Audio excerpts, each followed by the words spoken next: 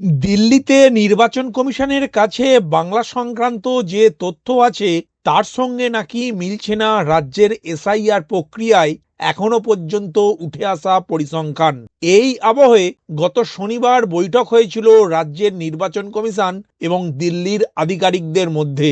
কমিশনের আশঙ্কা এ রাজ্যে সন্দেহজনক ভোটারের সংখ্যা আরও 3 গুণ বেশি হতে পারে। এই আবহে এসআইআর প্রক্রিয়ায় সব তথ্য খুঁটিয়ে দেখার নির্দেশ দিয়েছে নির্বাচন কমিশন। এদিকে শুনানি পর্বে ইআরও এবং এইআরওদের জন্য আলাদা অ্যাপ আনার কথা ভাবছে নির্বাচন কমিশন। আজকের আপডেটের এই ভিডিওর মাধ্যমে পশ্চিমবঙ্গের এসআইআর প্রক্রিয়ার ফলে কতজন ভোটারের নাম বাদ পড়তে পারে, তার মধ্যে কতজন মৃত ভোটার, স্থানান্তরিত ভোটার, ডুপ্লিকেট ভোটার বা অন্যান্য ভোটার রয়েছেন, কি কি কারণে ইনিউমারেশন ফর্ম আনকালেক্টেবল থেকে যাচ্ছে, আমাদের রাজ্যের মোট ভোটারের মধ্যে কতজন এসআইআর ফর্ম পেয়েছেন, কতগুলি ফর্ম বিএলওরা ডিজিটাইজ করতে পেরেছেন এবং সারা দেশে এসআইআর সম্বন্ধে যে যে নতুন তথ্য উঠে এসেছে তা নিয়েই আলোচনা করলাম। নমস্কার বন্ধু, আপনাদের সাথে আমি অনিমেষ। আপনারা এখন দেখছেন কুন্ডু টেলিকম ইউটিউব চ্যানেল। চলুন শুরু করা যাক আজকের আপডেটটি। রিপোর্ট অনুযায়ী স্পেশাল ইন্টেন্সিভ রিভিশনের পরে বাংলায় খসড়া ভোটার তালিকা থেকে বাদ পড়তে পারেন 55 লক্ষেরও বেশি ভোটারের নাম। আগামী 16ই ডিসেম্বর খসড়া তালিকা প্রকাশ করতে চলেছে জাতীয় নির্বাচন কমিশন। পুরো প্রক্রিয়া শেষ করে চূড়ান্ত ভোটার তালিকা প্রকাশিত হবে 2026 সালের 14ই ফেব্রুয়ারি। শনিবার পর্যন্ত যে তথ্য সামনে এসেছে তাতে প্রায় 55 লক্ষ ভোটারের নাম বাদ পড়তে পারে। গতকাল পর্যন্ত রাজ্যে আনকালেক্টেবল ফর্মের সংখ্যা 55,31,423টি।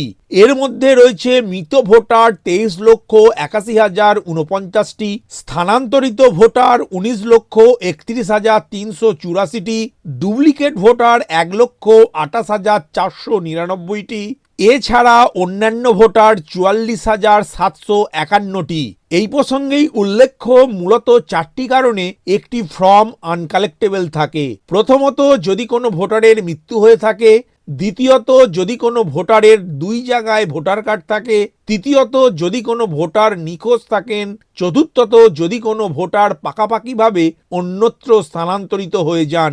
এদিকে সম্প্রতি দাবি করা হয়েছিল চলতি এসআইআর পর্বে রাজ্যের 2228টি বুথে কোনো মৃত ভোটার নেই বা কোনো স্থানান্তরিত ভোটার নেই, অর্থাৎ এই বুথগুলি থেকে কোনো ফর্ম আনকালেক্টেবল ছিল না। তবে বর্তমানে সেই বুথের সংখ্যা কমে সিঙ্গেল ডিজিটে নেমে এসেছে। এর আগে যে তথ্য প্রকাশে এসেছিল তার মধ্যে মৃত্যুহীন বুথের সংখ্যা সবচেয়ে বেশি ছিল দক্ষিণ 24 পরগনা জেলায়। সেই জেলার 760টি বুথে কোনো মৃত ভোটার বা কোনো স্থানান্তরিত ভোটার ছিল না। এরপর জেলা শাসকদের কাছ থেকে এই সংক্রান্ত রিপোর্ট চায় জাতীয় নির্বাচন কমিশন। আর নতুন তালিকা অনুযায়ী মৃত্যুহীন বুথের সংখ্যা হু হু করে কমে 7-এ নেমে এসেছে। প্রসঙ্গত, আগামী 11ই ডিসেম্বর শেষ হচ্ছে ইনিউমারেশন প্রক্রিয়া। হাতে মাত্র আর 5 দিন বাকি। সেই আবহেই নির্বাচন কমিশন হিসাব দিয়ে জানালো, পশ্চিমবঙ্গে ইনিউমারেশনের কাজ প্রায় শেষের পথে। পশ্চিমবঙ্গে এখনো পর্যন্ত 99.97% অর্থাৎ 7,66,16,480টি ফর্ম ইতিমধ্যেই বিলি করা হয়েছে। অন্যদিকে ডিজিটাইজ হয়েছে 99.43%, অর্থাৎ 7,61,96,871টি ফর্ম। প্রসঙ্গত, রাজ্যে মোট ভোটারের সংখ্যা 7,66,37,529 জন, অর্থাৎ আর মাত্র 20,000 ফর্ম বিলি বাকি আছে। ডিজিটাইজেশন করা বাকি আছে মাত্র 0.57% ফর্ম। পশ্চিমবঙ্গ ছাড়াও দেশের 12টি রাজ্য এবং কেন্দ্রশাসিত অঞ্চলে চলছে ভোটার তালিকার বিশেষ নিবিড় সংশোধন বা এসআইআর এর কাজ। তার প্রথম ধাপ অর্থাৎ ইনিউমারেশন ফর্ম নির্বাচন কমিশনের ওয়েবসাইটে আপলোড করার জন্য আগামী 11ই ডিসেম্বর অবধি সময় দেওয়া হয়েছে।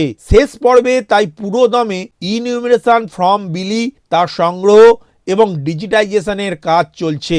শনিবার দুপুর পর্যন্ত নির্বাচন কমিশন পরিসংখ্যান প্রকাশ করে জানিয়েছে, এখনো পর্যন্ত দেশে মোট 50,93,00,000 বেশি ফর্ম বিলি করা হয়ে গিয়েছে।